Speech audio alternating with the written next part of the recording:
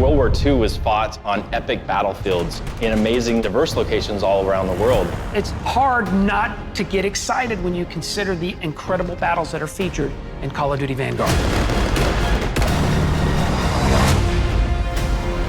So many people that come together to create Call of Duty Vanguard. It was a privilege to be able to work with all these teams to build a world that feels authentic. Even though this is a fictional story, if the world feels right and is believable, it pulls the audience in. The team showed a lot of passion to come together to deliver this game. In Call of Duty World War II, we were telling more of a story of one U.S. Army infantry unit and their experience. With Vanguard, we're telling something entirely different. There's people that often seem to be forgotten when it comes to World War II. Some of the most dynamic stories are the stories of those people who are in the shadows, who've been shunted to the side by history. You play in different places, you experience different things, and it feels substantially different because of the visual styles we've been inspired by. There were so many amazing battles all across the world, often tide-turning battles, moments like Midway in the Pacific, North Africa, and Stalingrad. There is so much more of World War II that still needs to be told.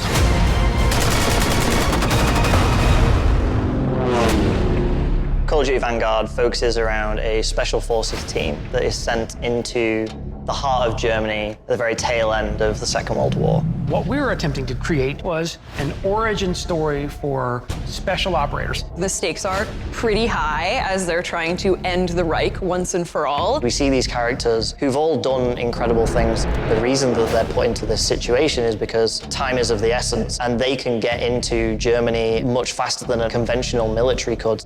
In our fictional story, the Allied leaders had heard about an operation called Project Phoenix. So they assembled this team to go in and stop it. We have 5 main characters in Call of Duty Vanguard. We have Arthur Kingsley, Paulina Petrova, Lucas Riggs, Wade Jackson, and Richard Webb. It was quite a challenge to make sure that each one of them was special in their own way, and I think we really achieved that. Our team leader is Arthur Kingsley. Arthur Kingsley starts the war as a British paratrooper. We based him on Sidney Cornell, who was Afro-British, and he served in the British 6th Airborne Division. His journey is really all about becoming a leader during the events of Operation Tonga. He is, I think, one of the most creative and complex characters that I certainly have ever encountered in games. To see a character like Arthur Kingsley exist, particularly in a Call of Duty franchise, it just blows my mind. Paulina Petrova is our Soviet sniper. Her character is inspired by Lyudmila Pavlyuchenko. Lyudmila became a sniper. She ultimately earns the nickname Lady Death. Paulina's transformation as her city gets destroyed, emotionally, it's such a big change for her. She doesn't start the story as a soldier. She becomes a soldier by the situation. Paulina walks through the world with a very single-minded focus, the desire for revenge. And she becomes infamous to the Germans and a kind of symbol for the Russians.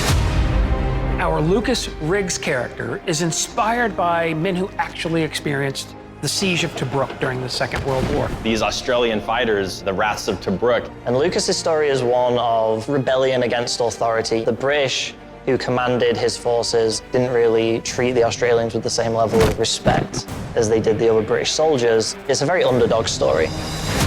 Wade Jackson is our American character. He's inspired by this actual hero of the Battle of Midway that I know, named Vernon Mikeel. We hear about Vernon, who fought in Midway and was attributed with sinking 2 of the Japanese aircraft carriers. Wade wants to be a hero to everyone at home, and really his story is about him learning to accept that he has to get help from other people and that he's more impactful if he works as part of a team. Richard Webb is inspired by Terrence Otway. Otway was an officer commanding the 9th Parachute Battalion. We took a lot of inspiration on our Operation Tonga level in the game, and Richard Webb was a big part of that. Richard Webb and Arthur Kingsley, they're serving together on D-Day as British paratroopers, and then they ultimately become critical members of this special operations team.